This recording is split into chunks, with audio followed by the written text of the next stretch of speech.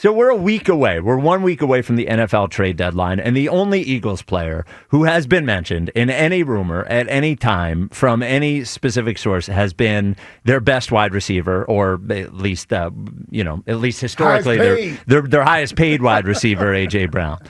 And a lot of the talk has been, well, of course you don't trade A.J. Brown because he's a great player, and you don't trade great players, and you're going to make your team worse because if you happen to trade this great player. And I think we could be in a situation where trading A.J. Brown could be addition by subtraction in the way that it was when the Buffalo Bills let Stefon Diggs go. And because they had to make a choice, right? They had to make a choice. What is Stefon Diggs and Josh Allen? Stefon Diggs and Josh Allen weren't getting along, and they had to make a choice. Did they choose the wide receiver or did they choose the quarterback? And they chose the quarterback. And I think this might be a situation where the Eagles need to choose the team and choose the quarterback. We talk about talent a lot, and talent is important. You can't win without talent, but they don't just award the Super Bowl to the most talented team. The most talented team doesn't always win the Super Bowl. And it's not like we don't have enough talented players. There are other good pass catchers on the team. We are not beholden to A.J. Brown as the only person who can catch a football on the Eagles. The second thing is the football, and everyone has said it who has played football, who covers football, is that it's the ultimate team game. And it seems like for one reason or another that A.J. Brown, for one reason or another, probably the quarterback, if we're being honest, doesn't really want to be part of this team if Jalen Hurts is part of this team. And I think because of those things, they can be better without him here, as crazy as it sounds. I think it will allow Jalen to play more freely. Now, I know it was just the Giants, but they had their best offensive game of the year on Sunday without A.J. Brown. And I know it was just the Giants, and I know it was just one game.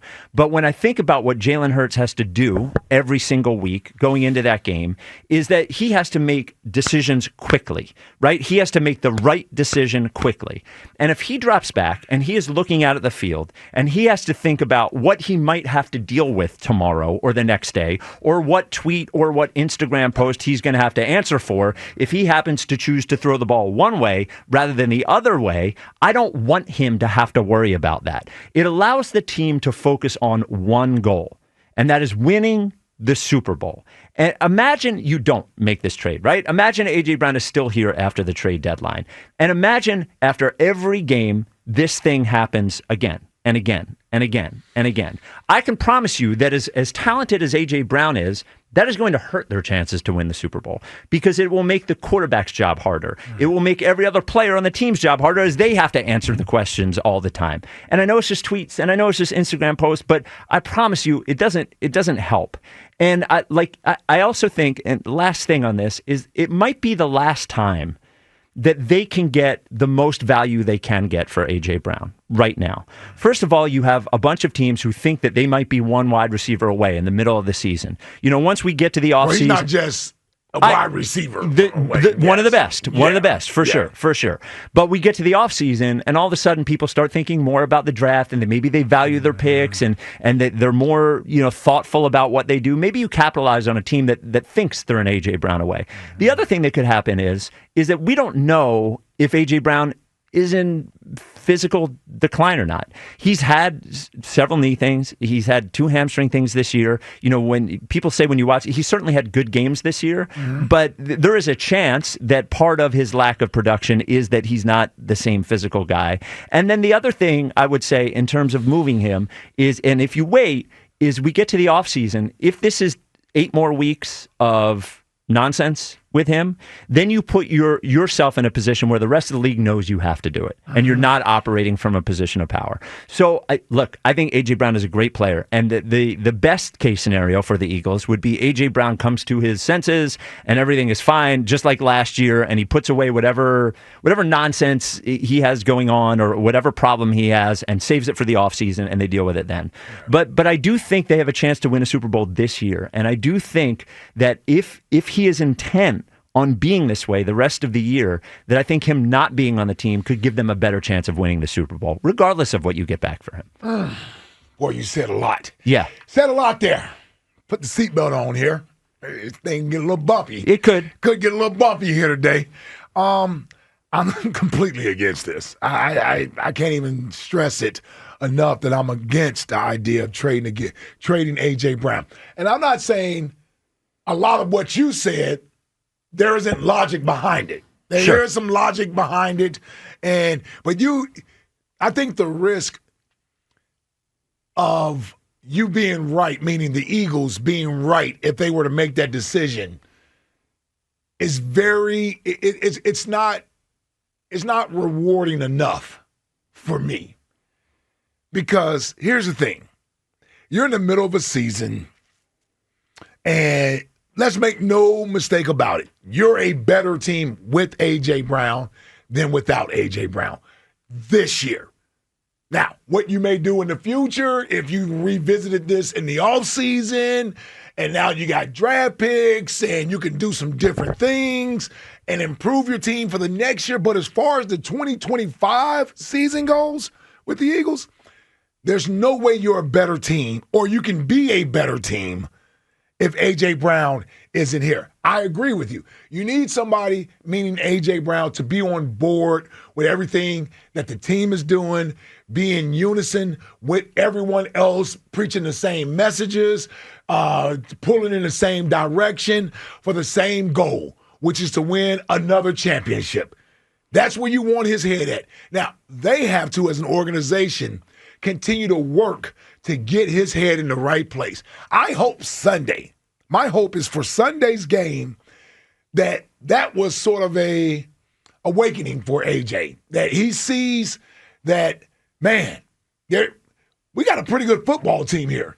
And I know it was the Giants. Forget about the Giants, because regardless of who the opponent had been this year, I don't know if we've looked as good as we've looked in the last 2 weeks at any other point this season. From a passing standpoint, yes. But from a total offense standpoint, so, absolutely not. As it pertains to him. Yes. And what is happening, he's not worried about giving up big plays on defense. He's not offering to go play cornerback.